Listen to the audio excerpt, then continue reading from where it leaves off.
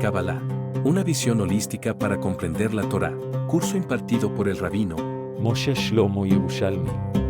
Le invitamos a suscribirse a este curso gratuito y a activar la campanita para ser notificados cuando publicamos nuevo contenido.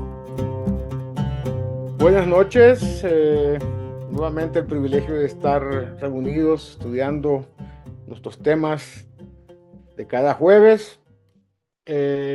Hoy, por supuesto, vamos a hablar a propósito de la Parashat Shelach Lecha, una historia interesante, pero más desde el punto de vista de la Kabbalah, y vamos a profundizar un poquito sobre ese tema. Para entrar en materia, vamos a hacer un pequeño resumen de qué es lo que está diciendo la Parashá en términos de lo que es el Peshat, es decir, la parte literal de la Torá. El resumen es muy sencillo. Moshe envía 12 espías a la tierra de Canaán. Estos vuelven 40 días después cargando un enorme racimo de uvas, enorme, una granada y un higo, pero descomunales, para reportar sobre una exuberante y bondadosa tierra. Pero 10 de los espías, en hebreo se llaman Meraglim, advierten que los habitantes de la tierra son gigantes y guerreros más poderosos. La palabra en hebreo, mimenu. Mimenu se puede interpretar más poderoso que nosotros, pero los sabios dicen no hablaban del pueblo de Israel. Mimenu hablaban de Dios, incluso más poderosos que Dios. Solo Caleb ben Yefuné y Yehoshua ben Nun insisten en que la tierra puede ser conquistada, que la tierra vale la pena, y tal como Dios dijo, podemos entrar y poseerla. La gente, dice la Torá, llora, diciendo que prefieren volver a Egipto. Por ello Dios decreta que la entrada del pueblo de Israel a la tierra debe ser demorada ni más ni menos que 40 años. Tiempo durante el cual la generación entera fallecería allá en el desierto, como para dar lugar a que una nueva generación que no ha experimentado el sabor de la esclavitud que sus padres tuvieron en Egipto, y entonces un grupo de judíos realmente nuevo en todos los sentidos. No obstante, una pequeña, digamos que un pequeño remanente de aquellos judíos que habían sido de alguna manera castigados para no entrar, se arrepienten de haber dicho, de haber llorado, de haber hecho todo para que la gente en algún momento hayan desesperado y decir no vale la pena ningún esfuerzo. Entonces, estos se abalanzan sobre la montaña en el borde de la tierra, pero son rechazados y combatidos por los amalequitas y los canaanitas que están viviendo allá en ese lugar. Son entregadas en esta parashá también leyes de ofrendas de harina que se llaman menajot, harina, vino y aceite, así como el precepto de consagrar parte de la matzá, lo que se llama la jalá, para Dios, entregándosela a los kohanim. En el momento que se hornea, esa parte era dada a los kohanim. Un hombre viola el Shabbat cuando carga ramas y es castigado con pena capital. Dios instruye al final sobre los tzitziot, la palabra importante que utiliza la misma frase cuando Moshe se dirige al pueblo de Israel, que van a ir esos representantes de cada tribu a ver, a pasear la tour. La tour parece una palabra en latino o en latín, perdón, o en algún idioma occidental, pero la tour significa eso, ir de paseo para conocer una región determinada. En ese orden de ideas, cuando se entregan los tzitziot, conectado con la misma palabra, velotaturu ajarei levavchem veajarei nechem. Es decir, que no puede uno ir en pos de lo que el corazón está empujando y menos ir en pos de lo que los ojos están diciéndole a la persona como una especie de trampa que lo excita y lo hace hacer cosas que no debería. Entonces los tzitziot fueron dados también en relación a esta palabra, latur, ¿sí? Ir, conocer, descubrir, y Dios dice los tzitziot es para no descubrir cosas negativas. Bueno, siendo esto así, empezando por la forma en que en la Torá aparece. En la Torá aparentemente parece que Dios le está dando la orden a Moshe de que mande a Anashim, personas, para ir a ver cómo es la tierra. Esto, por supuesto, fue como consecuencia de que el pueblo de Israel había pedido a Moshe: queremos saber qué está ocurriendo, cómo es la tierra, quiénes viven allá, cuál es la calidad de las personas que están allá, en qué condiciones, si viven en ciudades que no tienen murallas o si viven en ciudades amuralladas, a qué se dedican, etcétera, etcétera. Cada uno de los espías, y cuando Dios le dice a Moshe, Shlach lecha anashim, en plural, según una interpretación importante, Dios le estaba diciendo, manda dos personas. Ish es uno, Anashim son dos. Moshe seguramente dijo, hay que hacerlo democráticamente. Si ya voy a mandar dos, más bien mando uno de cada tribu para que todos tengan percepción directa y al mismo tiempo estos príncipes de las tribus va a ir cada uno a su tribu y les va a explicar lo que vieron allá. Tristemente, el mensaje que vinieron y que trajeron los Meraglim fue totalmente negativo. Trajeron, por supuesto, las frutas enormes, exuberantes, en tamaños desproporcionados a lo que ellos conocían. Todo esto, divino, hermoso lo que hay allá, pero no vale la pena. La palabra que utilizaron fue efes, la palabra que significa cero en el hebreo moderno. Todo eso no vale nada porque la gente que está allá son gigantes. Y esos gigantes son guerreros. Y nos vieron a nosotros como langostas. Y nosotros nos vimos a nosotros mismos como langostas también, en comparación a ellos. De tal suerte que el mensaje que trajeron fue totalmente negativo. Por esa razón, y el día en que fue un día que tristemente se volvió un día de duelo, de dolor, de llanto, ni más ni menos que en Tisha B'Av. Y entonces, en vez de que el espíritu del pueblo estuviera emocionado, realmente gozoso por escuchar las maravillas de estar y digamos a puertas de entrar a la tierra de Israel, un lugar que emana leche y miel, un lugar donde los ojos de Dios están posados sobre esa tierra desde el principio hasta el final del año, donde la gente va a vivir de una manera holgada. Y resulta, tristemente, esta gente habló lashon hara de la tierra de Israel. O por lo menos eso es lo que nos han enseñado nuestros maestros. de alguna suerte de, podríamos decir, pregunta que me he formulado yo y seguramente muchos otros.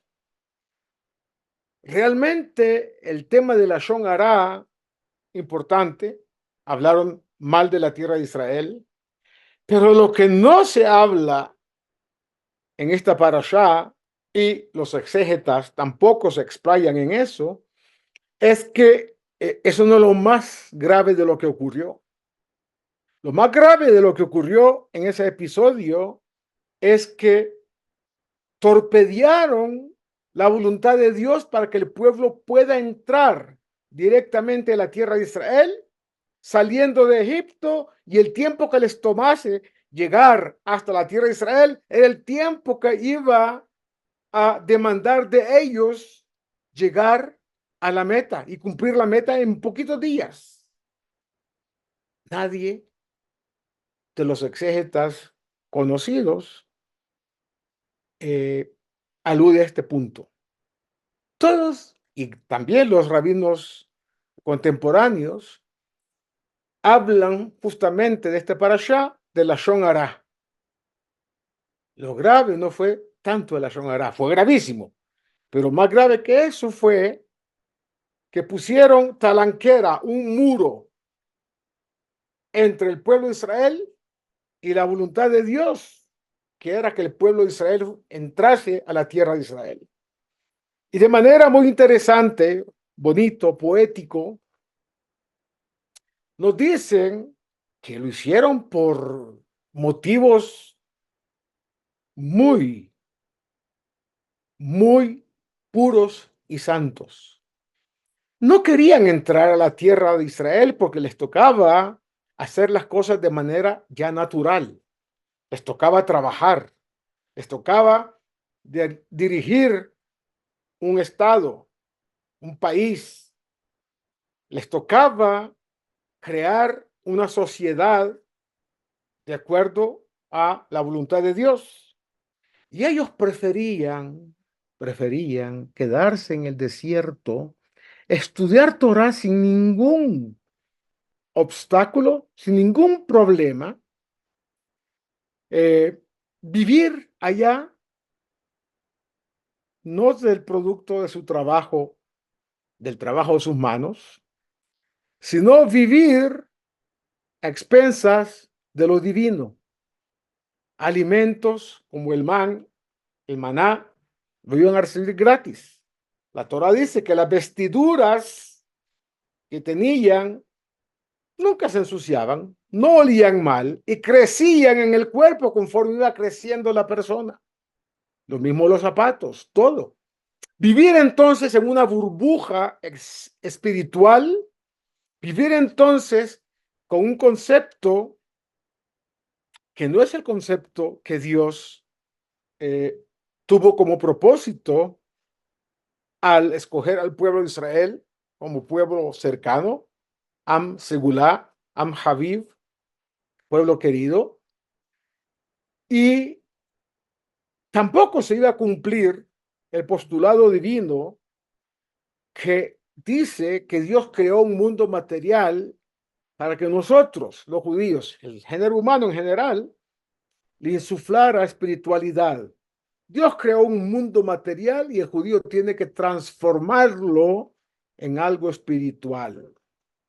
Entonces, lo que ocurrió fue que, de alguna manera, le dijeron no al creador del mundo. Muchos en nuestros días ven esa actitud de la gente del momento como algo digno de aplaudir. O amaban tanto la Torá que no quisieron cumplir la voluntad de Dios, que decía que salieron de Egipto para entrar a la tierra de Israel. Ese pensamiento todavía existe en cierta parte del pueblo de Israel. Quieren sustraerse de la parte material y dedicarse únicamente a lo espiritual, dejando de lado uno de los elementos más importantes que Dios ha tomado como punto fundamental para que su plan sobre el universo se lleve a feliz término, se cumpla. Entonces, nuestros sabios en los libros de Kabbalah nos dan una respuesta exacta a lo que en ese momento se dio y ocurrió. Hay una fuente que dice exactamente qué estaba ocurriendo con esta gente y cómo el resultado de haber traído una información tergiversada, distorsionada, hizo que todo lo que Dios tenía previsto para el pueblo de Israel finalmente fuera dejado en stand-by por un periodo de 40 años. Resulta que en una obra cabalística llamada Shar HaGilgulim, uno de los libros inspirados por el Ari Kadosh, Rabbi Itzhak Luria, y escrito, fue de alguna manera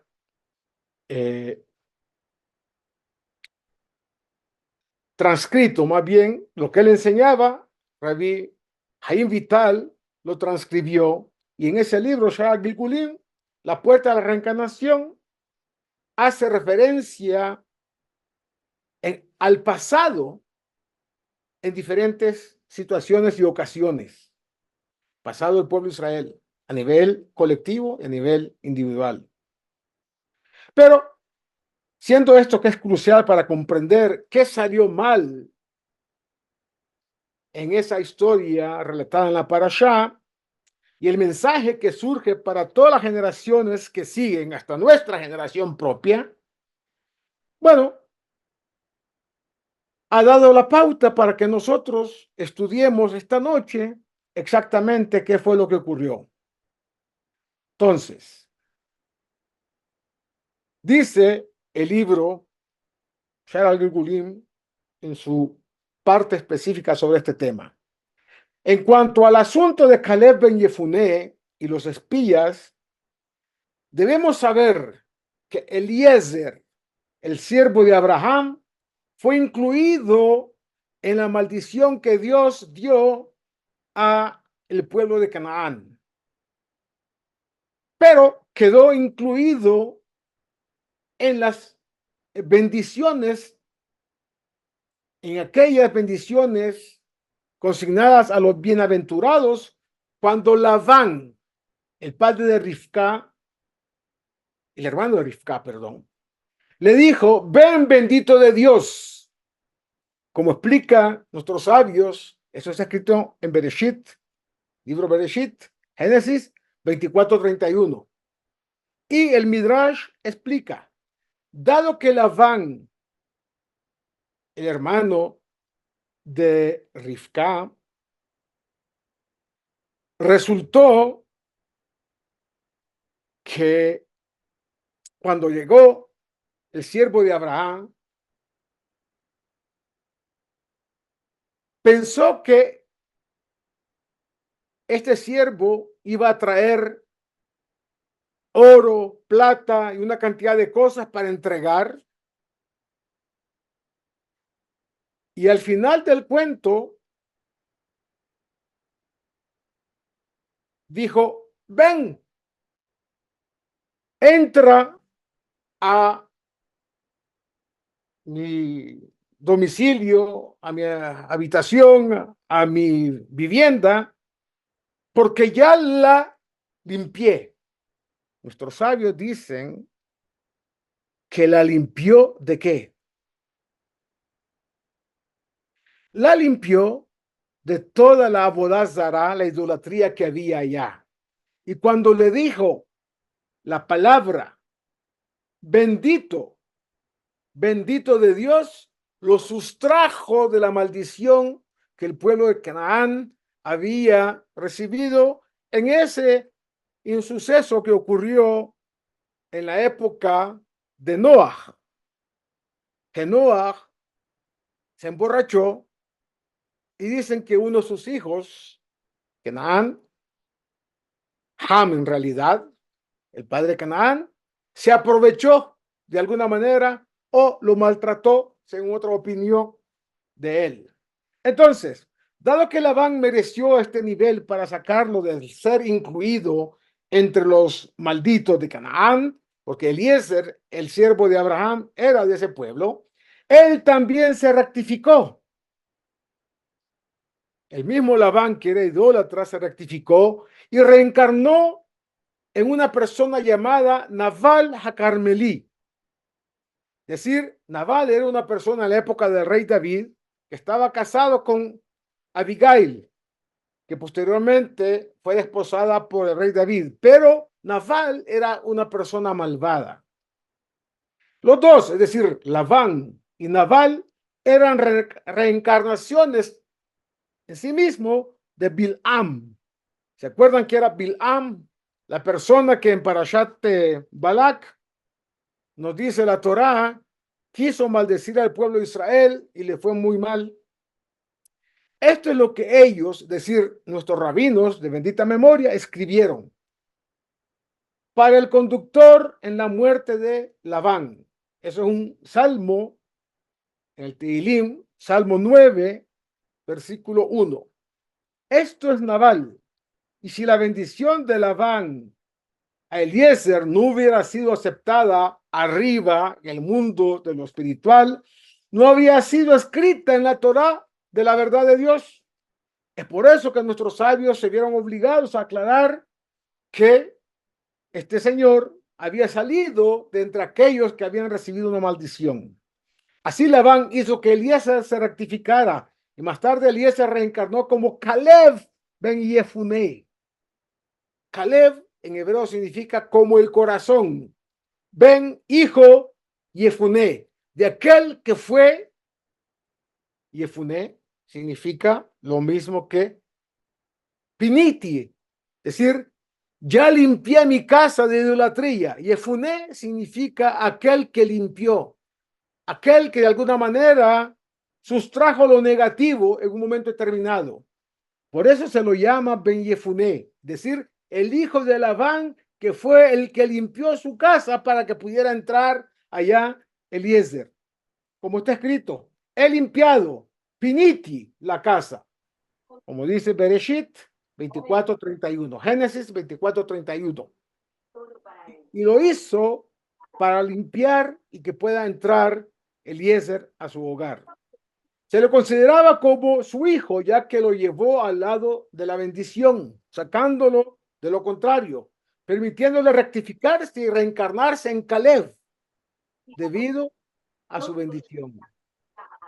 En efecto, Caleb era hijo de Hezrón, hijo biológico, y no de Yefuné, pero su alma, como preguntan los sabios, su alma era la alma o parte del alma que había tenido allá Labán. Entonces, increíblemente, esto hizo que se rectificaran ambos, tanto Labán en su idolatría como el mismo Eliezer, y de esa forma aparece en el personaje de Caleb unos años después. Caleb, como dijimos, era hijo biológico de Hezrón, y por lo tanto los sabios le dan un contenido más ajustado a la parte espiritual. Y fíjense ustedes lo interesante de esto.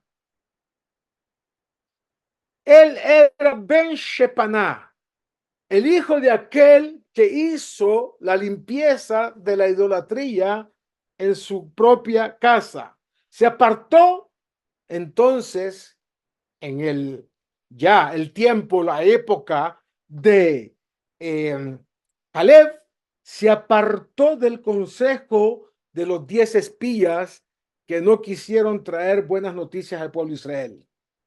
Y entonces eso permitió que ocurriera lo que ocurrió. Se apartó del consejo negativo de los 10 espías. Sin embargo, el nivel de Caleb era el de Havaya, el nombre de Dios, Yud Kei Vav Kei, con el Milui, es decir, con la expansión de esas letras a partir de la letra Hei, que es el nombre que tiene, se llama el nombre de 52 letras. El valor numérico de la palabra Ben es 52 y la gematria de Caleb también es 52. K es una Kaf, 20, Lamet, 30, Bet, 2. Entonces 52. Ahí literalmente se ve la parte espiritual de la conciencia y el alma de Caleb Ben Yefuné. Por lo tanto, dice, ya se os ha hecho saber que este nombre de Dios, que se llama Havaya de Hei, es Torah en el nivel de Rujá, de Jurá, de Ail Benukve. Es decir, aquella que sirve para despertar el nivel de lo que se llama Mayim Nukvin dentro de ella.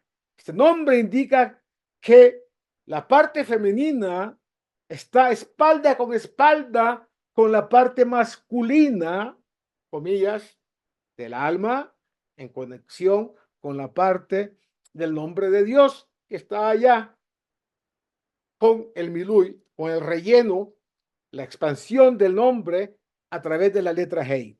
La expansión del nombre de Dios puede ser a través de Yudim, de Him, o sea, las letras Hei, y también de la letra Aleph.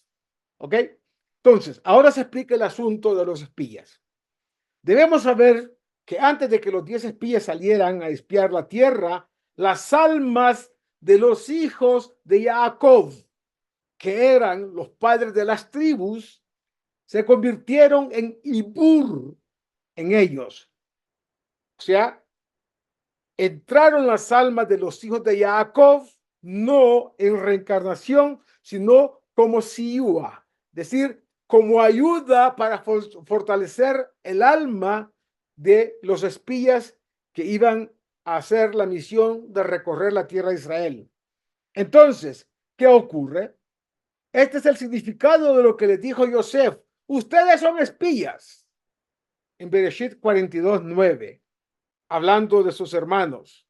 Era una señal, dicen los cabalistas, de que el futuro sus almas irían a los espías como Ibur, es decir, como penetración en vida de aquellos cuerpos que eran los cuerpos de los espías que iban a ir a la tierra de Israel, sin que el alma de los hijos de Jacob reencarnaran, sino solamente penetraran por un momento determinado. Este es también el significado de lo que dice allá. Todos ellos eran jefes de los hijos de Israel. Está escrito en Bamidbar 13:3.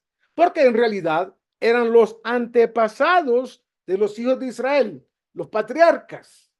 Por lo tanto, no escribe jefes de millares de Israel, sino más bien jefes de los hijos de Israel. Sin embargo, después de que se pusieron de acuerdo entre ellos para boicotear la voluntad de Dios, hablar más de la tierra de Israel, quisieron volver a Moshe y hablar de manera errada. Las almas de los hijos de Jacob, ¿sí?, que habían estado con ellos acompañándolos, los abandonaron inmediatamente. ¿Para qué? Para no contaminarse de ese pecado de hablar mal de la tierra de Israel. Como es sabido, un alma en el nivel de Ibur solamente penetra en el cuerpo de una persona por un tiempo determinado, puede irse cuando lo desee, a diferencia del nivel de una reencarnación que se va cuando Dios lo llama. Por eso dice al principio, volvieron de espiar la tierra al cabo de 40 días. Y después de mencionar que regresaron, repite que fueron y vinieron a Moshe y a Aarón. Solo debería haber mencionado que vinieron, no que fueron y vinieron, aunque nuestros rabinos de bendita memoria explican esto, la repetición, según la simple explicación de que su ida fue similar a su venida. Según el secreto, según la Kabbalah, su ida se refiere a las almas de las tribus que partieron y los dejó a ellos una vez que regresaron de espiar con una información equivocada. Ellos no querían tener parte de esa información tergiversada. Por lo tanto, ese informe fue malvado. Tanto la palabra venir se refiere solo a los propios espías, quienes regresaron sin las almas de los hijos de Jacob, que eran las almas de los, digamos, padres de cada una de las tribus. La explicación es que permanecieron vivos con respecto al nivel de las almas de las tribus de sus antepasados, que eran Iburim, es decir, que habían de alguna manera penetrado en sus propios cuerpos, dentro de ellos, que no los abandonaron a su regreso, así como estuvieron con ellos en su partida, así también estuvieron con ellos en su regreso. Esto es lo que significa sobrevivió de estos hombres que se fueron. Estos hombres se refieren a Efraín y Yehudá, que entraron en el cuerpo de Yehoshua bin Nun y de Caleb ben Yefuné. Y así escribe que fueron para aludir a los que sobrevivieron de los hombres que fueron a espiar y que vinieron con mensaje positivo, a diferencia de aquellos cuya venida no fue como su ida. Sha'ar Gilgulim, capítulo 36. Es decir, las puertas de las reencarnaciones en el capítulo 36. Por más profunda y reveladora que sea la historia de los espías, es apenas el comienzo. Sin embargo, para profundizar más, tendremos que consultar varias otras fuentes, como por ejemplo Bereshit 9, 24, 27, ahí donde dice, Noah despertó de su vino y se dio cuenta de lo que le había hecho su hijo menor. ¿Quién era su hijo menor? Ham. Él dijo, maldito sea Canaán, es decir, el hijo de Ham, esclavo de un esclavo será para sus hermanos. Y dijo, bendito sea Dios, el Señor de Shem, Canaán sea su esclavo. Que Dios engrandezca a Jefet, el otro hermano, pero que habite en las tiendas de Shem, es decir, que tenga la parte material. Jefet era considerado una persona atlética, bella, hermosa, pero que habite en las tiendas de la espiritualidad, las tiendas de Shem. Que Canaán sea esclavo de ellos. Eliezer, el siervo de Abraham, era descendiente de Canaán y evidentemente fue esclavo de Abraham. Después de que Rivka lo llevó a casa para conocer a su familia, su hermano Labán saludó a Eliezer con estas palabras, ven bendito de Dios. Aparentemente estas palabras tuvieron la capacidad de cambiar el estatus espiritual de Eliezer de maldito a bendito. Nabal vivió en la época del rey David y habló la Shonará sobre quién, sobre el rey David, diciendo, ¿quién es David y quién es Ben Ishai? Como está escrito en el Tanaj, en la Biblia, en el libro primero de Samuel, capítulo 25, versículo 10.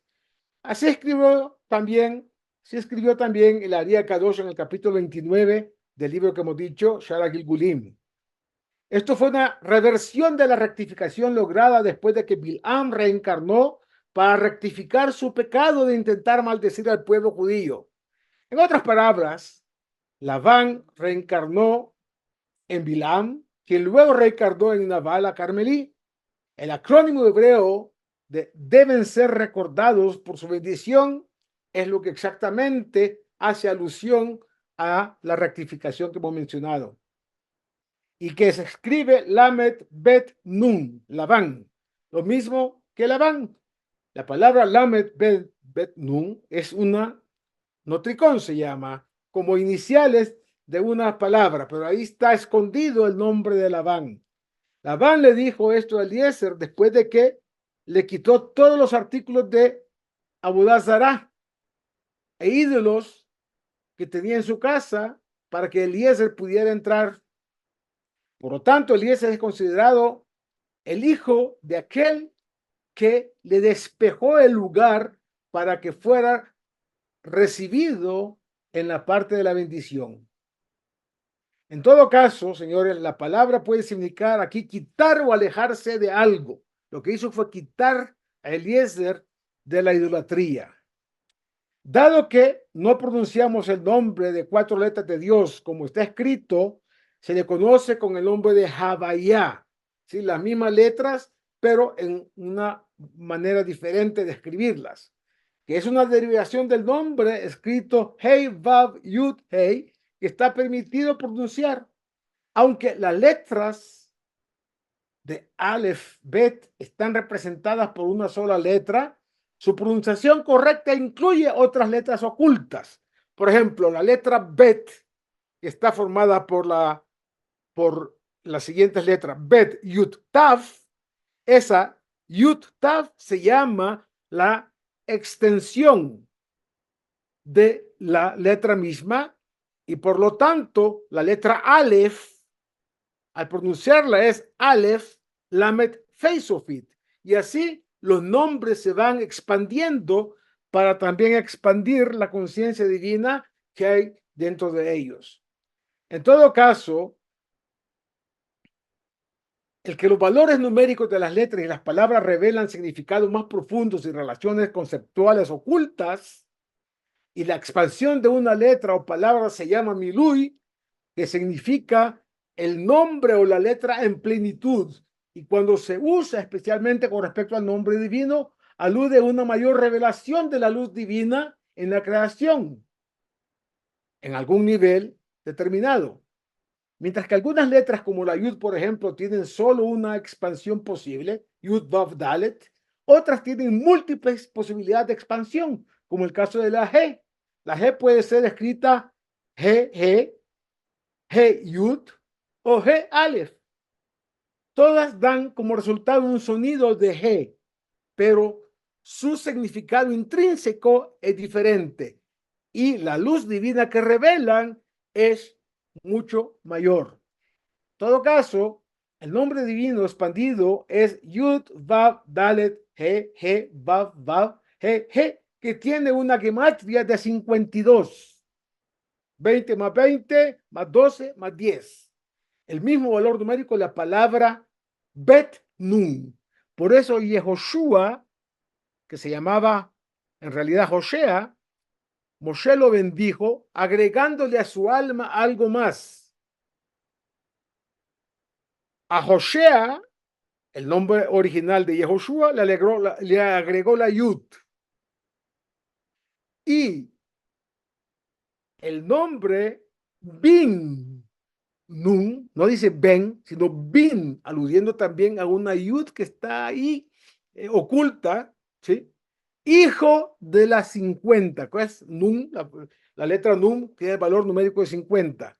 ¿Cuáles son esas 50? Las famosas 50 puertas del entendimiento que fueron dadas por Dios para que expandamos nosotros también nuestra conciencia, nuestro conocimiento y lleguemos después de 49 pasos como en Sefirata Omer, ¿sí? Lleguemos al punto de la conciencia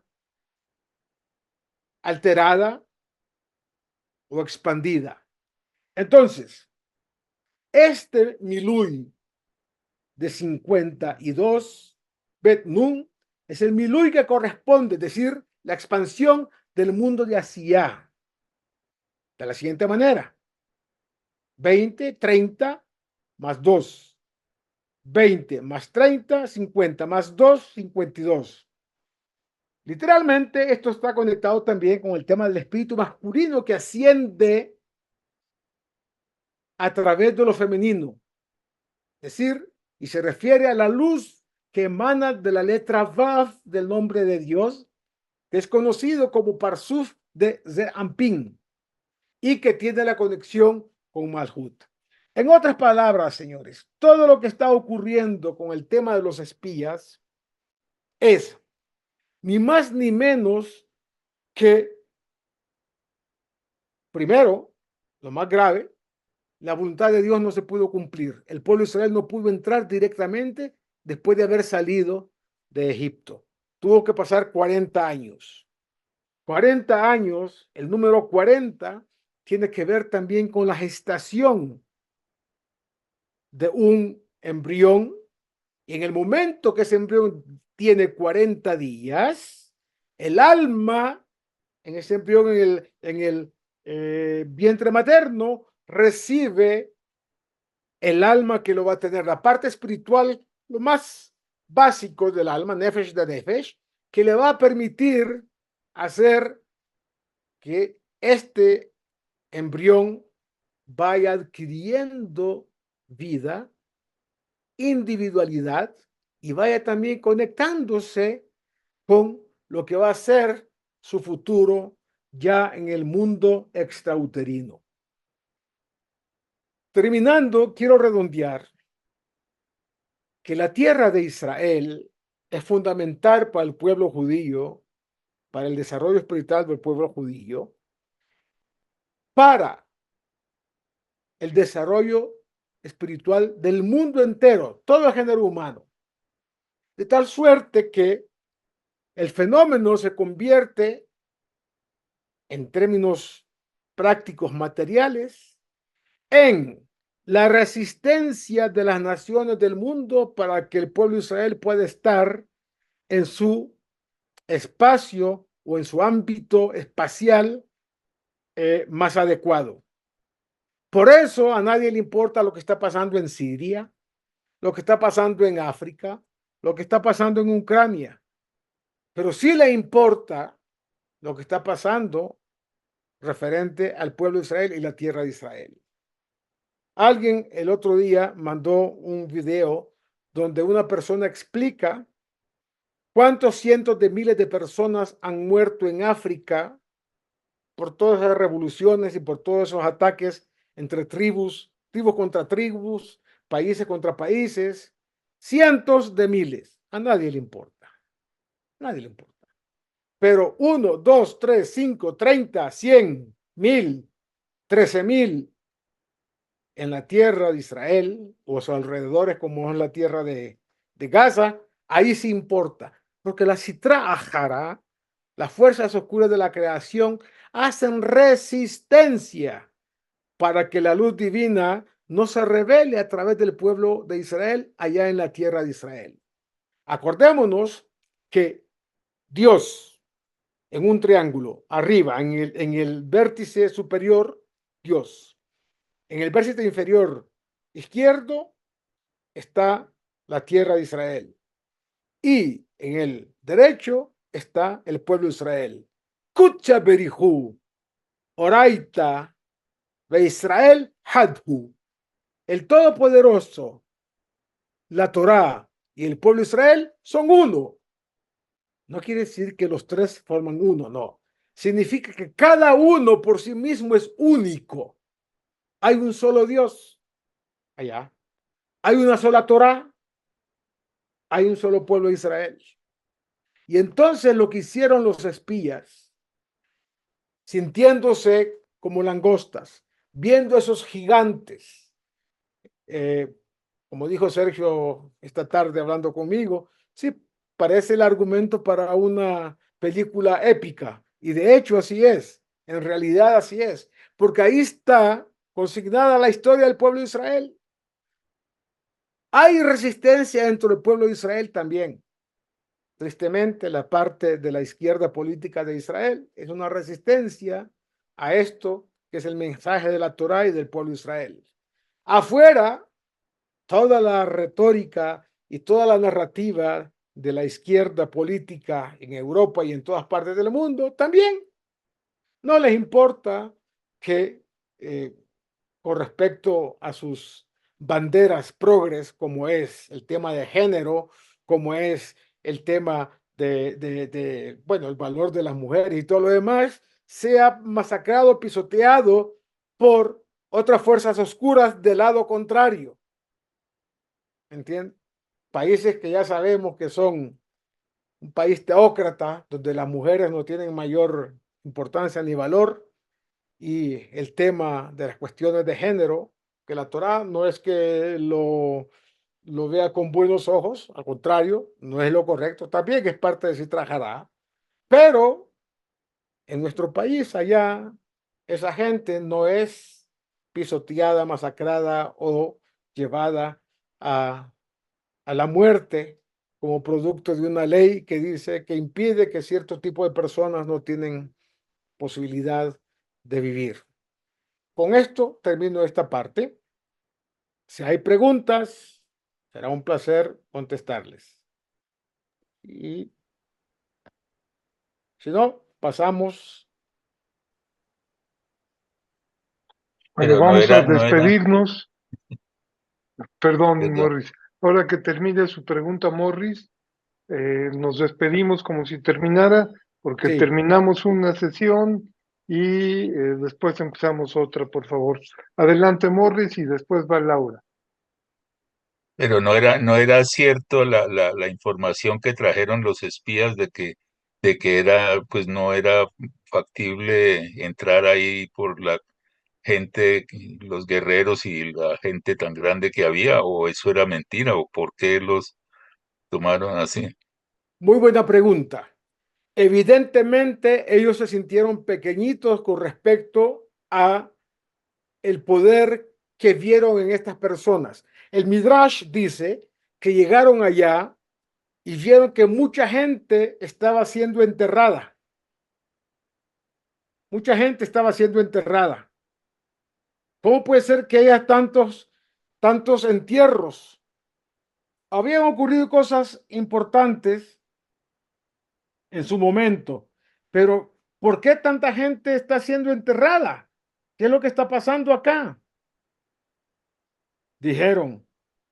Y entonces ellos crearon una teoría. ¿Cuál fue la teoría?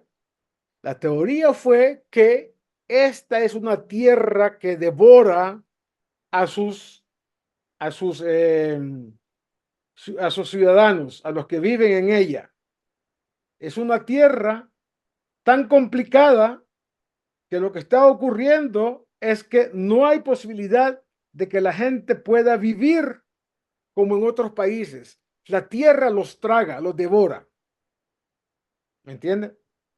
Entonces, en ese orden de ideas, ocurre que vieron cosas complicadas y de repente ven soldados, gente gigante, y hay evidencia que en esa época había gente que tenía una estatura fuera de lo normal, lo que es un fenómeno ver una persona, el hombre más alto en el mundo entero.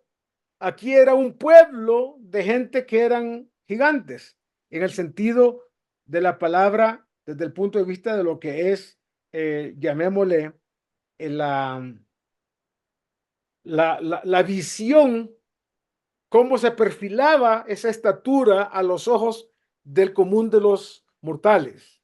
¿Entiendes?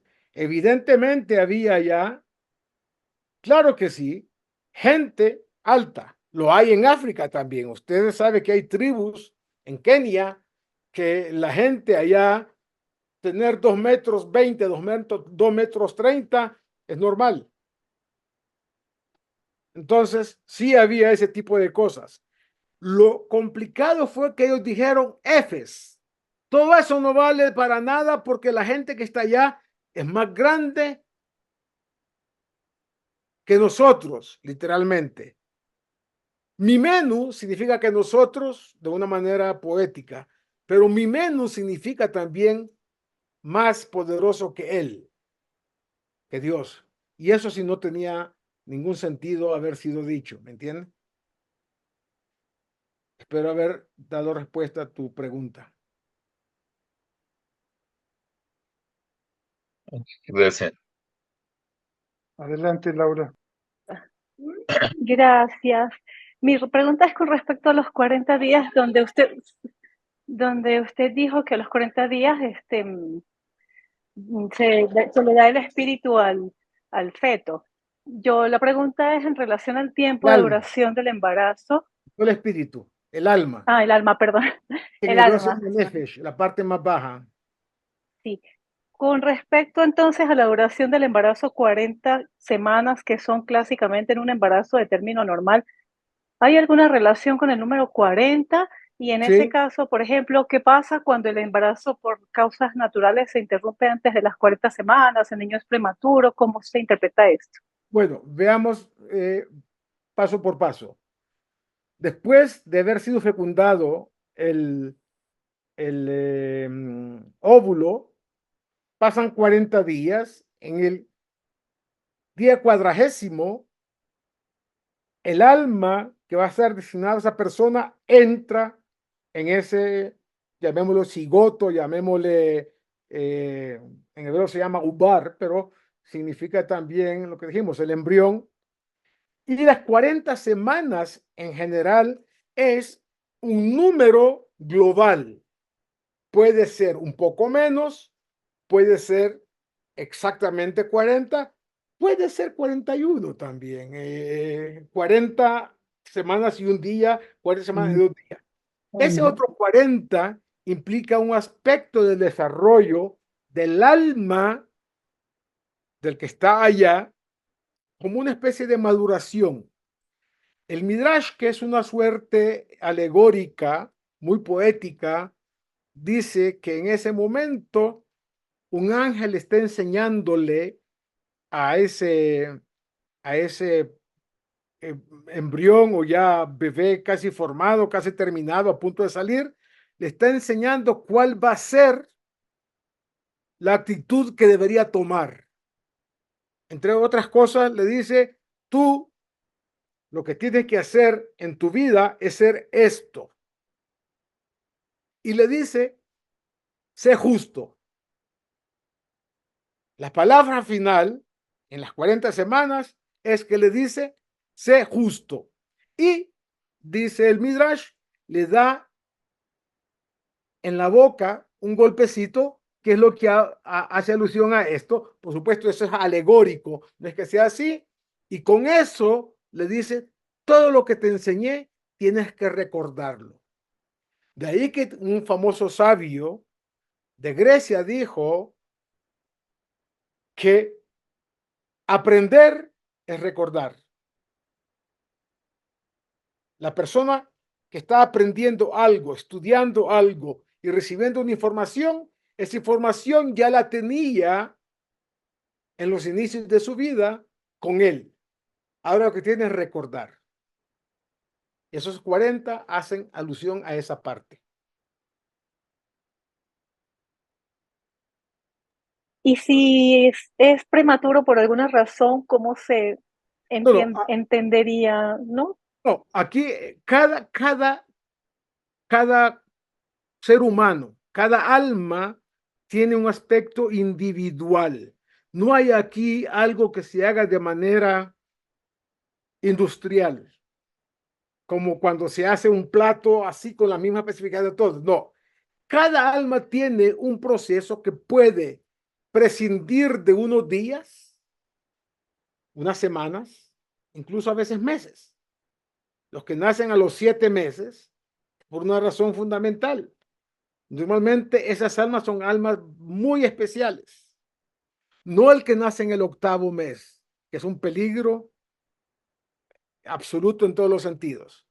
Y el que nace en el 9.º mes, la palabra emet en hebreo, que significa verdad, tiene el valor numérico de 9. Y ese 9 alude a lo que va a hacer esa persona, ese alma, ya en su vida extrauterina. Entonces, cada detalle está fijado por Dios, por el Creador. Y eso va a incidir de alguna manera u otra en el desarrollo, normalmente para bien, pero algunas veces para pruebas. Un alma viene por alguna razón que pasó en el pasado, tiene que pasar unas ciertas pruebas. A veces esas pruebas son de tipo de salud, cognitivos, a veces es incluso con ciertos traumas que el mismo embarazo pudo causar y que el nacimiento mismo pudo haberle causado. Entonces, todo está organizado desde arriba de una manera que nosotros lo que podemos hacer es especular y no siempre normalmente nos lleva a equivocaciones. No es matemática en el sentido de que va a ser así, de esta manera y solo de esta manera. No, cada individuo es diferente. Y cada individuo, cada alma pasa por ciertos pasos que no todo el mundo está, digamos, obligado a pasarlos.